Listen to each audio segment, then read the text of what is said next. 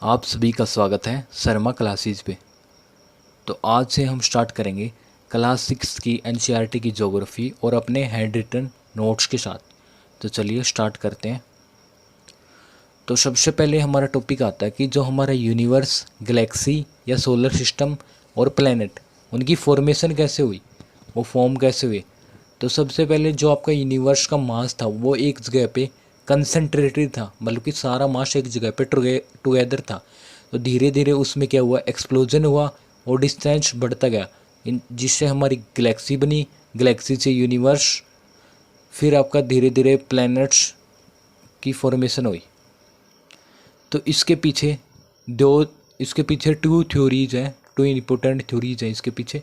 Big bang theory जो कि given by Edwin Hubble in 1920s और न्यूक्लियर हाइपोथेसिस। तो इन थ्योरीज ने क्या बोला कि जो big bang theory is also known as expanding universe hypothesis. As per these theories mass of entire solar system was concentrated at a single place in a form of the ball or a cloud of hydrogen और helium dust particle, जो कि Rocky material था। और this tiny ball is explode. तो जब ये tiny ball explode हुई तो उस फिनोमेना को हमने बोला supernova. And start expanding and form galaxy. This entire system was continuous expanding and expensing of the universe means increasing the space between galaxies. Means expansion का मतलब यहाँ पे है कि उनके बीच में डिस्टेंस या गैप बढ़ रहा है। तो इसको हम डायग्राम की हेल्प से समझते हैं। ये रॉकी मटेरियल बॉल है जो बनी हुई है आपकी डस्ट पार्टिकल और गैसेज, हाइड्रोजन और हीलियम गैसेज। हाइड्रोजन और हीलियम ऐसी गैस है जिसमें न्यूक्लियर रिएक्शन होती है। तो इसका रॉकी मटेरियल बॉल का क्या हुआ, इस बॉल का एक्सप्लोजन हुआ, उस फिनोमेना को हमने बोला सुपरनोवा। तो ये फर्दर शेप में आ गया, किसकी शेप में आ गया, एक क्लाउड की या डिस्क की फॉर्म में आ गया। तो इसमें क्या हुआ, इसमें फर्दर एक्सप्लोजन हुआ। तो धीरे धीरे आपकी क्या हुई, गैलेक्सीज की फॉर्मेशन हुई। अब गैलेक्सीज का एक्सप्लोजन हुआ तो आपका यूनिवर्स बना। यूनिवर्स फिर इसके बीच में डिस्टेंस बढ़ता गया गैलेक्सीज के बीच में, तो आपका सोलर सिस्टम की फॉर्मेशन हुई। और सोलर सिस्टम में जैसे प्लैनेट होते हैं उनकी फॉर्मेशन हुई। अब जो डिस्टेंस है दो गैलेक्सीज के बीच में उसको हम बोलते हैं एस्ट्रोनॉमिकल डिस्टेंस, और ये मेजर किया जाता है लाइट ईयर में। यहाँ से दो क्वेश्चन आपके प्रीवियस ईयर में। सबसे पहला है कि जो गैलेक्सीज के बीच का डिस्टेंस है वो किस में मेजर किया जाता है, लाइट ईयर में। और लाइट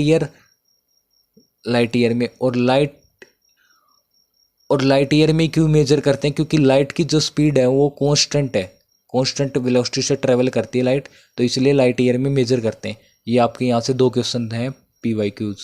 हम बढ़ते हैं अपनी अर्थ की तरफ। तो स्टार्टिंग में जो अर्थ था वो एक बर्निंग बॉल की तरह थी।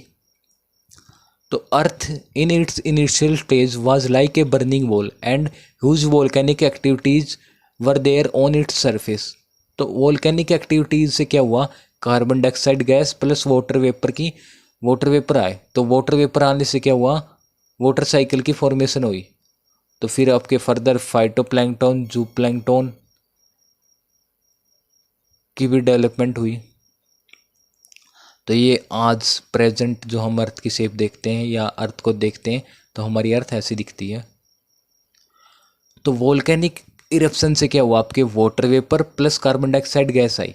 तो वाटर वेपर से क्या हुआ, आपकी कंडेंसेशन और रेनफॉल हुई। वाटर वेपर से कंडेंसेशन और रेनफॉल हुई। तो धीरे धीरे अर्थ का जो सरफेस था वो कूल डाउन होने लग गया। तो फिर अर्थ में जो डिप्रेशन थे वो फिलिंग होने लगे वाटर से। तो इससे क्या हुआ, आपके ओशन की इमरजेंस हुई। तो अब ओशन की इमरजेंस हुई मतलब वाटर आ गया, तो वहाँ पे क्या हुआ, डेवलपमेंट हुई फाइटोप्लैंक्टन मतलब प्लांट्स की डेवलपमेंट हुई। प्लांट में सबसे पहले एल्गी आया। तो अब वोल्केनिक इरप्शन से आपकी कार्बन डाइऑक्साइड और वाटर वेपर से आपकी एल्गी और सनलाइट तो यहाँ पे प्रेजेंट थी। तो इन तीनों की वजह से क्या हुआ, आपकी फोटोसिंथेसिस प्रोसेस हुआ। इससे आपकी ऑक्सीजन आई। तो ऑक्सीजन से क्या हुआ, आपकी लाइफ स्टार्ट हुई यहाँ से। अब अपना नेक्स्ट टॉपिक है the earth in solar system. तो सबसे पहले what are celestial bodies, sun, moon and star. Celestial bodies आपकी दो टाइप की हैं। सेलेस्टियल बॉडीज दो टाइप की हैं, एक जिनके पास अपनी हीट और लाइट होती है जिनको हम स्टार बोलते हैं, और सेकंड होती हैं जैसे प्लैनेट्स और सैटेलाइट्स जो कि स्टार की हेल्प से शाइन करते हैं। तो what are the star? The celestial bodies which have their own heat and light which they emit in a large amount of energy are called star. तो जिनके पास अपनी खुद की हीट और लाइट होती है उनको हम स्टार बोलते हैं, और जो अर्थ का नियरेस्ट स्टार है वो है सन। What are constellation? The various shape or the pattern formed by the different group of star are called constellation।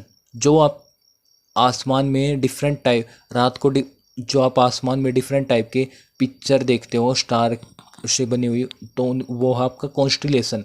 तो इसका एग्जांपल है उर्सा मेजर, बिग बियर और सप्तऋषि जो कि 7 स्टार का ग्रुप है। Are planets? Some celestial bodies do not have their own heat and the light are illuminated by light of the star or they get energy from the star revolve around the star। Such bodies are called planets। जिनके पास अपनी खुद की heat और light नहीं होती उनको हम बोलते हैं प्लैनेट्स, जो कि स्टार की लाइट की हेल्प से उनको एनर्जी मिलती है। तो ये है हमारे प्लैनेट्स। तो एग्जांपल जैसे अर्थ, मार्स, जुपिटर। और our star, the nearest star कौन सा है? सन है। अब what are the asteroid? Those celestial bodies which are the part from the star, planet and the satellite and the which revolve around the sun are the called asteroid. ये वो part है जो कि किसी star या planet का टूटा हुआ पार्ट हो गया जो कि रिवॉल्व करते हैं सन के राउंड। यहाँ से भी आपका प्रीवियस ईयर क्वेश्चन है कि एस्टेरॉइड है वो रिवॉल्व करते हैं सन के राउंड। और asteroid are the found in our solar system between the Mars and Jupiter. तो जो आपकी एस्टेरॉइड बेल्ट है वो आपकी मिलती है मार्स और जुपिटर के बीच में। ये भी आपका प्रीवियस ईयर क्वेश्चन है एक। What are meteorite? The small piece of the rock that revolve around the sun are the called meteorites. Meteorites भी आपके क्या होते हैं? सन के राउंड रिवॉल्व करते हैं, पर इनका जो साइज होता है वो मैक्सिमम 1000 डायमीटर होता है इनका, 1000 डायमीटर तक के हो सकते हैं ये।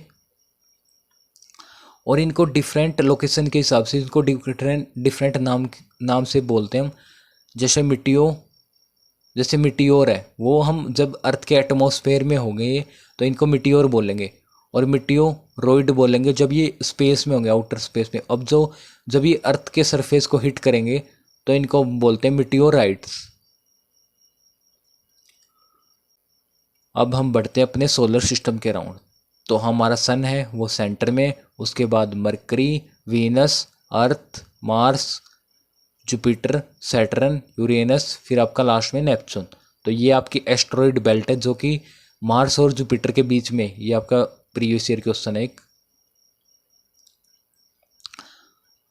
Our solar system. The sun is the center of the solar system. It made up of the extremely hot gases. Nuclear fusion is ultimate source of the energy generation। तो जो आपका सन है वो आपका सेंटर में है जिसमें न्यूक्लियर रिएक्शन होती हैं जो कि सन की एनर्जी की फॉर्मेशन में हेल्प करती हैं। The sun, 8 planet and the satellite, some other celestial bodies such as asteroid, meteoroid are form a solar system।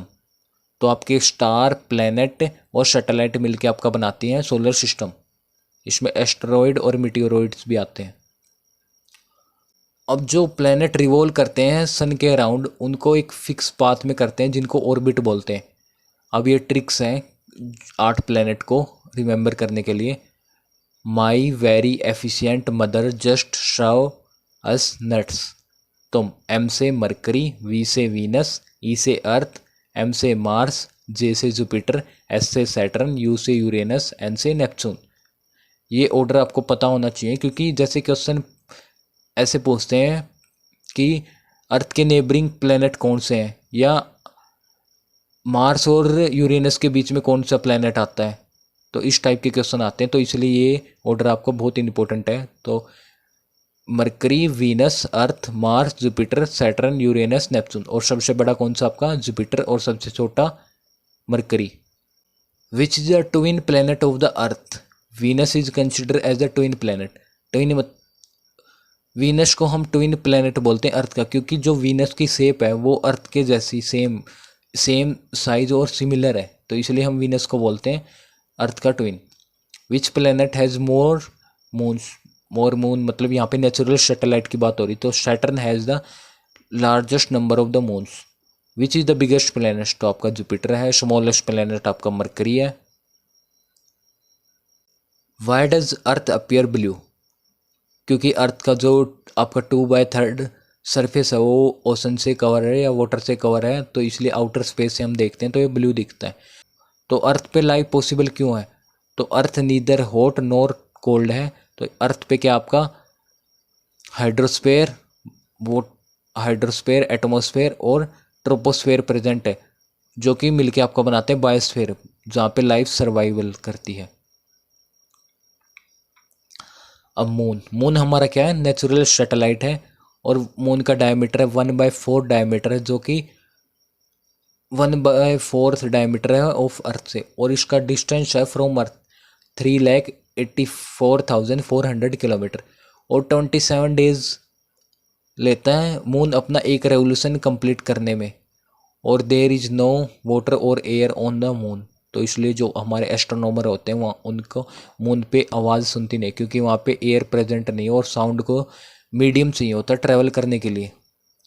तो what is galaxies, the Galaxy contain billions of the star cloud और the dust particle, तो आपकी Galaxy होती हैं जो कि जिनमें million of star cloud dust particle और गैसेज आती हैं। जो हमारी गैलेक्सी है उनको हम मिल्की वे गैलेक्सी बोलते हैं, और एंशियंट टाइम में इसको हम आकाशगंगा भी बोलते थे, आकाशगंगा भी बोलते हैं, अब भी बोलते हैं हम। अब what is universe, the universe is made up of the million of the galaxies, it is also very difficult to imagine how big is universe. तो सबसे पहले आपका जैसे प्लैनेट, प्लैनेट के बाद आपका सोलर सिस्टम, सोलर सिस्टम के बाद आपका सोलर सिस्टम के बाद आपकी गैलेक्सीज, गैलेक्सीज के बाद आपका यूनिवर्स, तो मिलियन ऑफ गैलेक्सीज आती हैं यूनिवर्स के अंदर, तो इसको इमेजिन करना बहुत डिफिकल्ट है कि यूनिवर्स कितना बड़ा है। तो ये हमारा पहला टॉपिक था, the earth in our solar system. तो आई होप आपको समझ आया होगा। तो जाते जाते ये आपके लिए यूपीएससी ड्रीम है इकलौता मेरा, इसलिए तो कोई खास नहीं होता मेरा। ये आपकी अकेले की लड़ाई है और इसको आपको किसी भी हाल में जीतना है। तो thank you for watching this video, have a nice day.